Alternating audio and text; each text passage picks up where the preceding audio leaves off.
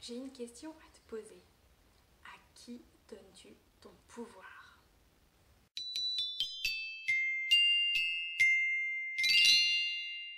Ce que je partage avec toi, c'est quelque chose qui me paraît à nouveau essentiel, c'est de savoir à qui tu accordes ton pouvoir. Bien souvent, on a tendance à extérioriser nos prises de décision. On redonne ce pouvoir extrêmement important à l'extérieur. Alors tu peux par exemple donner ton pouvoir à ton chef spirituel. Quand tu as une décision à prendre, tu vas voir ton prêtre, ton imam, ton rabbin, voilà, je sais pas qui. Tu peux inconsciemment donner ton pouvoir aussi à ta meilleure copine parce que tu as une décision à prendre. Oh, vite, faut que je l'appelle pour savoir quelle décision elle prendrait à ma place. Alors qu'elle n'est pas à ta place et personne ne sera jamais à ta place.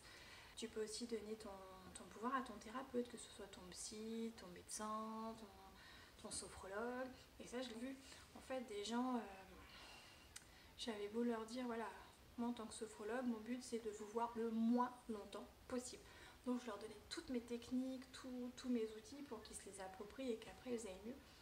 Et pourtant, j'arrivais pas à mettre fin en fait à certains accompagnements parce que soit ils revenaient avec d'autres problématiques, tu sais, ou à chaque fois ils revenaient, ah mais j'ai encore le même problème et du coup, et tu vois, il y avait vraiment ce jeu de pouvoir. Pourquoi je te parle de ça? Parce que c'est important pour les deux personnes. Autant pour toi qui te retrouve démuni, tu décides plus de rien alors que tu as un pouvoir en toi, mais juste illimité, c'est un truc de ouf. Et ça va du coup donner de l'importance aussi à cette personne à qui tu accordes du pouvoir et c'est pas bon non plus pour elle. Moi par exemple, je m'en suis aperçue justement en tant que thérapeute. Au début, ça te paraît être pas mal, tu sais, t'as ton ego qui est carrément flatté, genre ouhou, je suis indispensable, mais on s'en fout. Ton ego, il a juste à la zipper des personnes pour pouvoir décider à la place de l'autre. Comme je te l'ai dit tout à l'heure, personne ne se mettra jamais à ta place, même avec la meilleure volonté du monde, c'est impossible parce que personne n'a vécu ta vie. Personne ne peut rentrer dans tes baskets parce qu'on n'a pas le même passé, on n'a pas la même vision des choses, on n'a pas les mêmes connaissances et forcément tout ça, ça met des filtres et donc on ne pourrait pas prendre les mêmes décisions. Par exemple, si ma meilleure amie vient me voir, quel que soit le sujet, je la connais très bien, je l'aime du plus profond de mon cœur, mais on n'a pas le même parcours, on n'a pas la même vision des choses et ce qui fait que sur son questionnement, si je lui donne ma réponse, c'est ce qui me paraît juste à moi, avec mon passé, avec mes expériences, ça ne va pas lui correspondre à elle. Donc tu vois, du coup, tout le monde se retrouve dans une situation qui est merdique, quoi, parce que toi, ça ne te convient pas, et l'autre, il pensait faire bien, en fait, il fait pas bien. Donc c'est pour ça que c'est vraiment important de reprendre ton pouvoir. Fais attention à qui tu accordes ton pouvoir. La seule personne à qui tu peux accorder ça, c'est toi. Enfin, pas moi. Non, je suis pas un guide, je suis pas un gourou, je suis rien du tout. Ne prends jamais ce que je te dis de toute façon pour argent comptant, on va toujours chercher ailleurs. Mais voilà, je suis la meilleure personne pour savoir ce qui est bon pour moi. Aujourd'hui, ça me paraît assez facile de dire ça. Pourtant, ça n'a pas toujours été. J'ai moi aussi bien souvent jeté mon pouvoir sur les autres. C'est un long travail, mais aujourd'hui, maintenant, je sais que je suis la meilleure personne pour les décisions qui me concernent. Et toi, c'est la même chose. Tu as toutes les réponses en toi.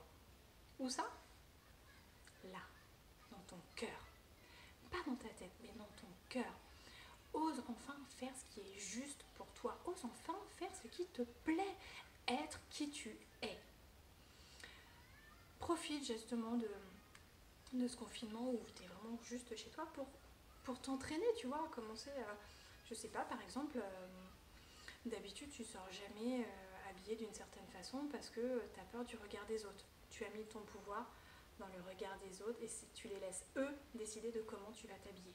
Bah non, tu as envie de porter un t-shirt bleu avec une jupe orange, une écharpe verte à pois violet. si ça te plaît à toi, et ben vas-y, fais-le. Alors entraîne-toi déjà chez toi, peut-être voilà, commencer à t'habiller comme tu as envie. Entraîne-toi peut-être à téléphoner à des gens en ayant un petit peu préparé, et puis dire ce que tu as envie de dire, ou déjà simplement en commençant par méditer. Oh, c'est trop bien la méditation. Pour retourner justement dans son cœur. Dans ton cœur, tu vas voir que tu as tout, je te promets, c'est pas des paroles de... C'est pas des paroles de perlimpinpin, c'est pas de la poudre. C'est pas de la poudre de perlimpinpin, ce que je te dis. Vraiment, tu as tout en toi, mais on a souvent été coupé de tout ça parce que dès tout petit, on nie nos émotions, on nie ce qu'on est. Ça va commencer par non mais tu mets ton manteau, il fait froid. Non mais maman, j'ai pas froid. Si, je te dis que dehors il fait froid, donc tu mets un manteau.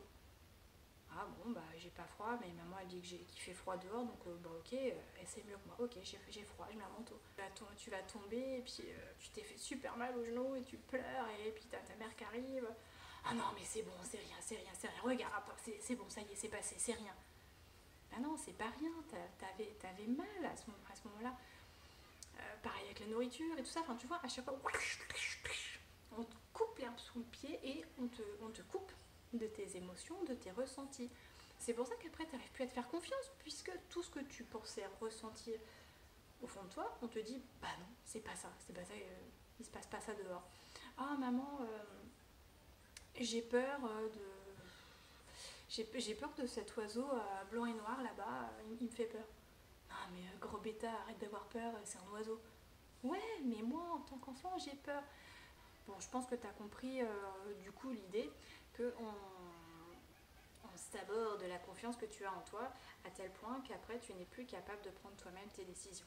Alors maintenant, on se reprend, hein, on reprend notre pouvoir parce que les guerriers, c'est nous, les vrais connaisseurs de notre personne, c'est nous, les seules personnes capables de nous aimer réellement, c'est nous. Donc voilà, retourne dans ton cœur, trouve la façon qui te convient à toi du coup de dépasser tout ça. Reprends ton contrôle, reprends ton pouvoir, aime-toi, plus que tout, aime-toi, c'est la clé, je te le redirai encore plein de fois. Je dirais aussi souvent respire, hein, c'est les deux trucs que je vais te dire, respire et aime-toi. C'est la clé de plein de choses. Et puis voilà, je t'embrasse très très fort, prends soin de toi, deviens parfaitement imparfait et je te dis à bientôt. Bye.